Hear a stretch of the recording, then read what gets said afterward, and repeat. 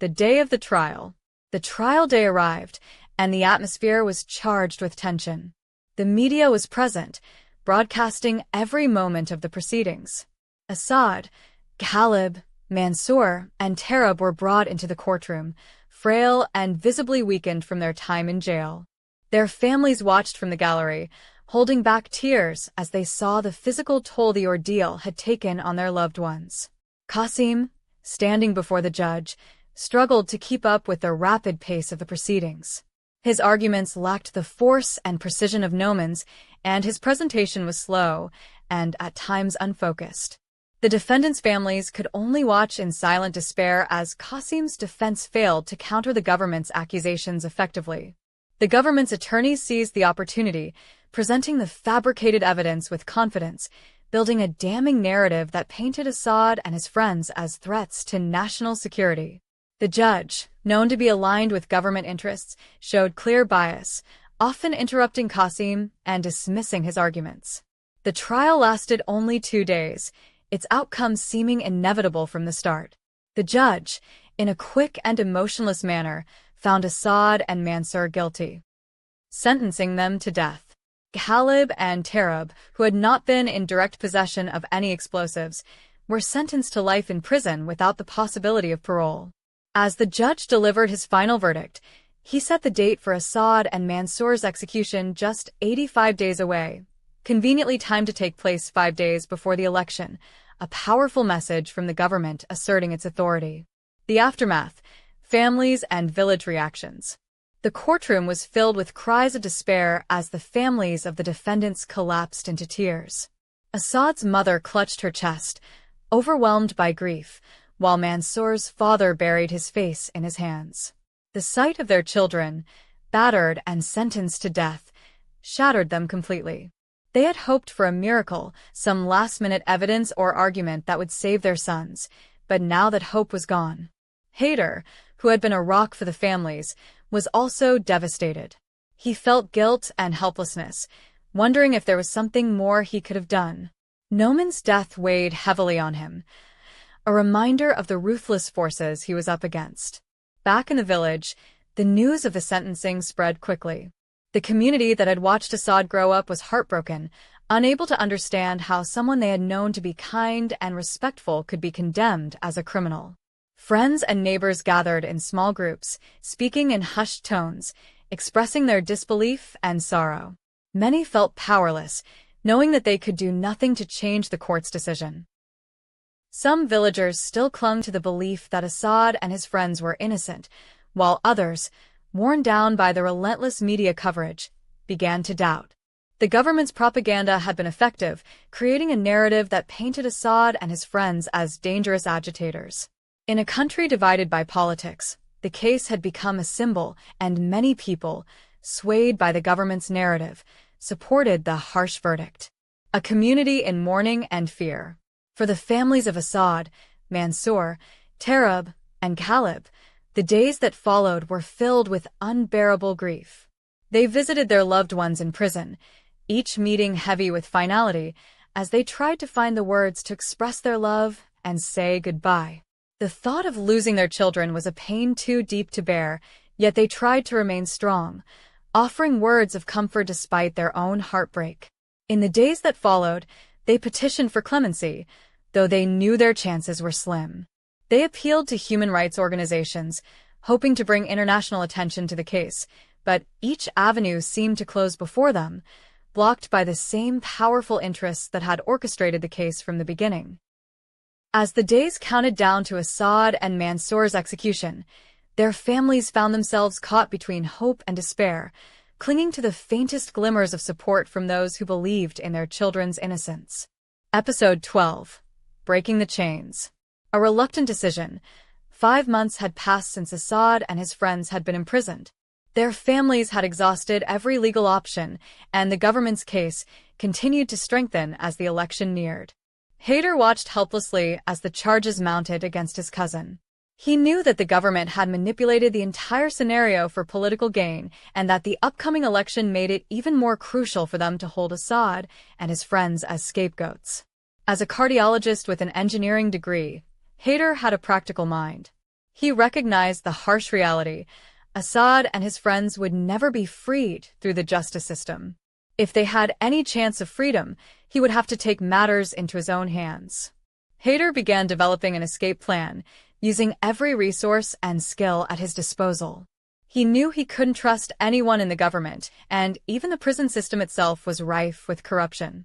With a growing resolve, he purchased a comprehensive set of jail blueprints, detailing every aspect of the prison's infrastructure: plumbing, sewage systems, electrical layouts, and escape routes. He studied these plans tirelessly, memorizing each pathway and potential exit. Using his engineering knowledge, he identified weak points in the facility's design, areas where they could exploit flaws to make their escape. He knew that for this to succeed, he would have to enter the prison himself and guide Assad and his friends out from the inside. A calculated risk: entering the prison. To get himself arrested and placed in the same prison as Assad, Haider devised a bold plan. He gathered a group of young supporters and led a protest rally outside the Pakistani parliament. He threw stones, attempted to injure police officers, and created enough disruption to get himself noticed by the authorities. He was fully aware that his actions could land him in prison for up to 5 years, but he was prepared to make that sacrifice. Before the rally, Haider created a fake identity. His plan depended on entering the prison under an alias, so he meticulously crafted a new persona, complete with a fake ID and documentation. He knew that if the authorities discovered his real identity, the entire operation would be compromised. He informed Assad's father of his plan, urging him not to post bail, no matter what, to avoid raising suspicion.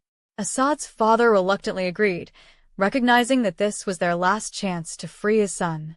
True to his plan, Haider was arrested during the protest and brought to the same prison where Assad was being held.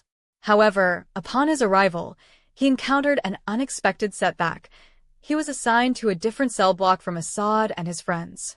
This development jeopardized his carefully constructed escape plan. Setting up communications inside the prison. Undeterred by this obstacle, Haider decided to adjust his strategy. He needed a way to communicate with Assad and his friends, and he knew just the person to help him: his friend Mustafa. Before Haider had entered the prison, he had prepared a smartwatch with all the maps, blueprints, and information needed for the escape. He had given the watch to Mustafa, who was now Haider's only link to the outside world. Prison rules in Pakistan allowed inmates to wear personal clothing, receive food deliveries from family members, and even wear smart devices. However, these privileges came with risks. While cell phones were allowed in some cases, they were monitored, and bringing in unapproved devices could draw unwanted attention. Haider understood the risk, but he had no choice if he wanted to proceed with the escape. Haider requested a visit from Mustafa, who arrived a few days later with a smartwatch, concealed as part of Haider's food delivery. Since Haider had worn a similar watch when he entered the prison, the security check didn't raise any suspicions. Mustafa discreetly exchanged the watch, and Haider now had the critical information he needed to move forward. Formulating the escape plan. Once back in his cell, Haider reviewed the maps and information stored on the smartwatch. He studied the layout of the prison blocks, noting the location of plumbing systems, drainage pipes, and less guarded areas that could provide potential escape routes. He was also aware of the guards' routines, the timing of their shifts, and the areas with the least surveillance. His engineering background enabled him to identify structural weaknesses that could be exploited without drawing attention. The next hurdle was to establish contact with Assad. Haider learned through other inmates that Assad and his friends were being held in a high-security wing with limited movement allowed. But there was one potential opportunity: prayer times.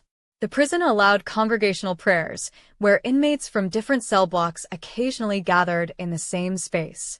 Haider decided to use this opportunity to communicate with Assad. The first contact, Haider attended the congregational prayer with the hope of spotting Assad. As they entered the prayer hall, Haider scanned the room, finally locking eyes with his cousin. It took every ounce of restraint not to rush to him. Instead, after the prayer, Haider subtly approached Assad, exchanging quick words before the guards noticed. "Assad," Haider whispered urgently. "It's me. Don't look, just listen. We're going to get out of here." Assad's eyes widened in shock, but he managed to keep his composure. How? Trust me. We don't have much time to talk, but I'll get instructions to you. Keep an eye out. With that, they separated, avoiding any further contact to prevent arousing suspicion. Haider returned to his cell, relieved that he had made contact, and reassured Assad of his presence. Executing the first phase of the escape plan, Haider knew that for the escape to succeed, he would need the help of other inmates to distract the guards and create diversions. He identified a few prisoners who had influence within the prison and discreetly approached them, presenting his plan as a way to achieve greater freedoms. The inmates, intrigued by the prospect, agreed to help, promising to create distractions at key moments. Haider also managed to obtain a phone through a smuggling network within the prison, despite the monitoring risks. He used it to communicate with Mustafa, who coordinated supplies and instructions from the outside. Mustafa ensured that food deliveries to Assad and his friends included small but essential items for the escape, such as small tools concealed in food containers. Episode 13. The countdown begins. Haider, now known as Mubarak inside the prison, began his days acclimating to life in the I block of the facility. The I block housed prisoners with shorter sentences and those with health issues, making it a quieter place compared to the H block where high-security inmates, like his cousin Assad and his friends, were held. Unlike the rest of the prison, which was rife with violence and the drug trade, I block was relatively calm. This environment allowed Haider to start assessing his options, realizing he needed a way to get close to the H block, or at least find an indirect route to connect with Assad and his friends. One day, Haider found himself in conversation with an older inmate named Sammy, who had been in the prison for over 2 decades. Sammy was also on death row, though his appeal was still ongoing. Sammy had a calm demeanor, the kind of quiet confidence that came from knowing the ins and outs of prison life. Haider sensed that Sammy might be a valuable source of information, so he started cultivating a rapport with him. He casually asked Sammy if anyone had ever managed to escape from the prison in all the years he'd been there. Sammy shook his head, a wry smile crossing his face. In 20 years? Not one person has gotten out, he said. But if anyone ever did escape, it would probably have to be through the hospital wing.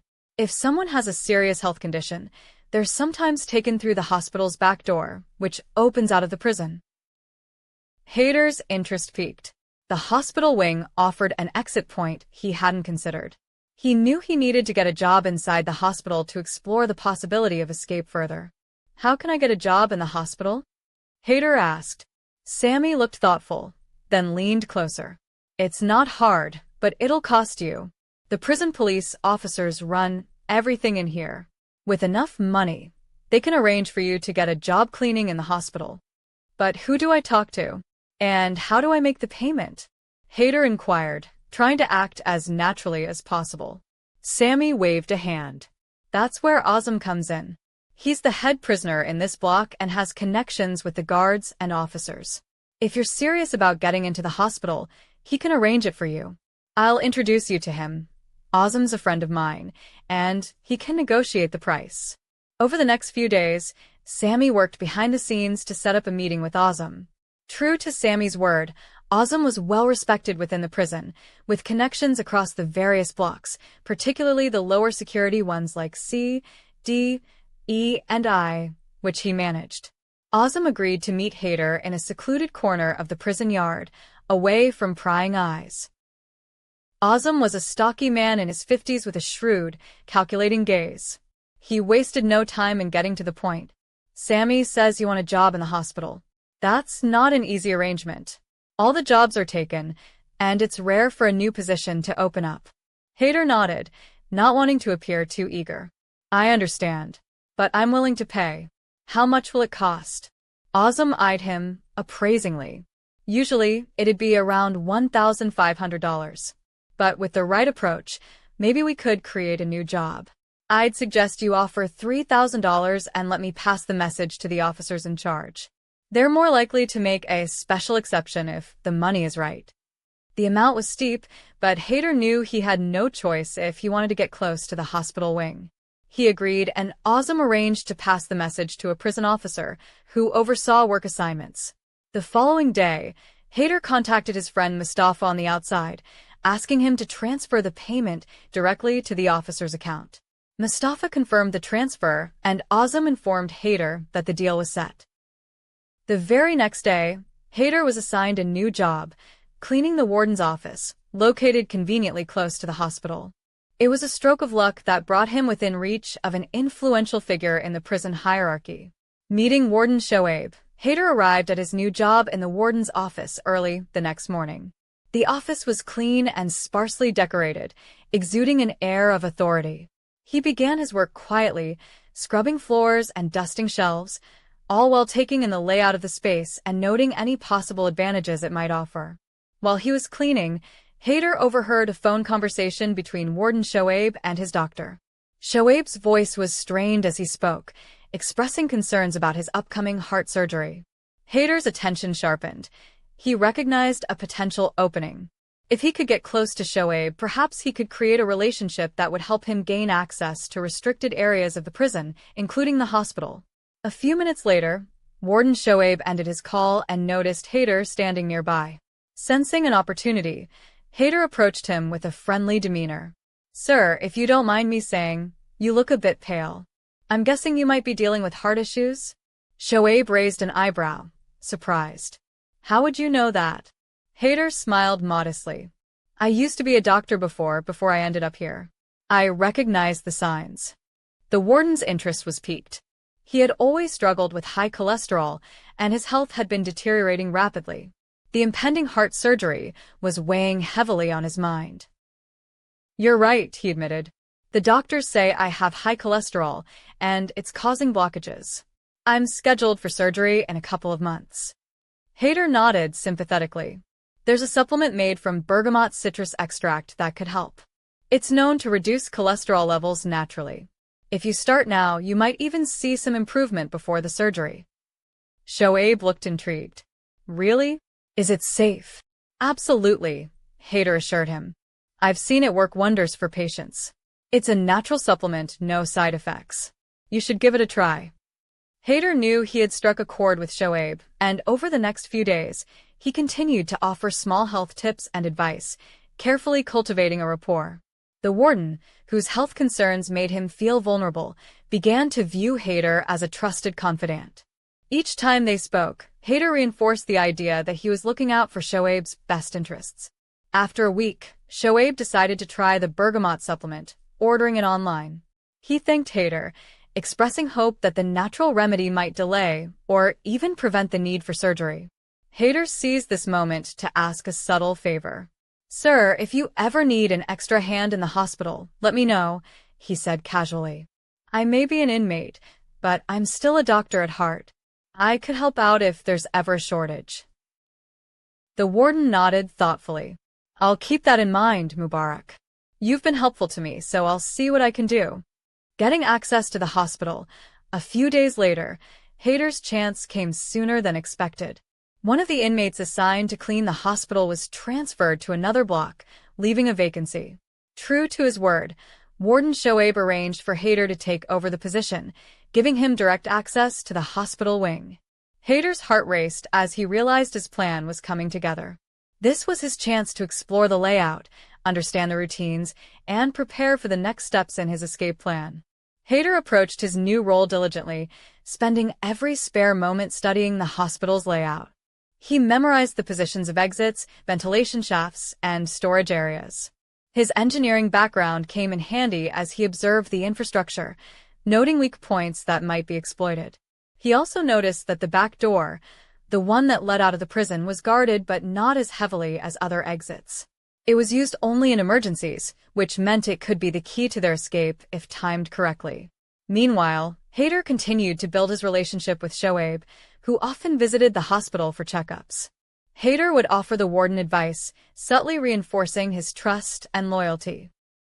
The warden, grateful for Haider's help with his health, began to rely on him more, sometimes even allowing him access to the administrative areas of the hospital. During his time in the hospital, Haider noticed that a few inmates who were trusted by the staff were allowed to work unsupervised in various parts of the facility. He began to build friendships with them, carefully probing for any information that might aid his plan. One inmate, who worked in the pharmacy, mentioned that the hospital sometimes experienced staff shortages, forcing the guards to rely on inmates for additional tasks. Hader saw an opportunity in this. He knew that the escape would require a coordinated effort, with multiple distractions to draw attention away from the hospital wing. He began to devise a plan to enlist the help of these inmates, promising them a share of the bribe money he had saved up through his contacts outside. The final preparations. Hader's new role allowed him to move relatively freely within the hospital wing. He used every moment to familiarize himself with the schedules and patterns of the guards, noting the times when security was most relaxed. He knew that the escape would require precision and timing, and he carefully logged each detail in his mind. In the meantime, he found a way to discreetly pass messages to Assad and his friends. During one of his cleaning rounds, he managed to slip a small note to inmates who occasionally worked in the H block. The inmates agreed to pass the message along, informing Assad that help was on the way and that he should be ready. Hader also contacted Mustafa, his friend outside, using a smuggled phone that he managed to acquire through his connections with Azam and other inmates.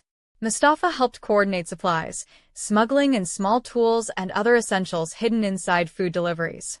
Mustafa also continued to handle the financial aspects, transferring bribe money to key figures to keep their silence and ensure that Hader's privileges in the hospital were maintained. Over the next few weeks, Hader's preparations intensified.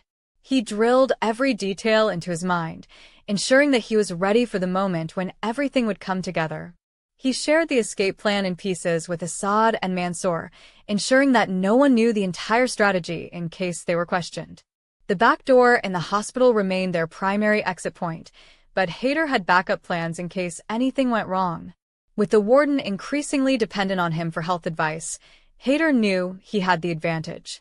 Shoaib's trust would grant him the final access he needed, and Hader was prepared to use it to his full advantage.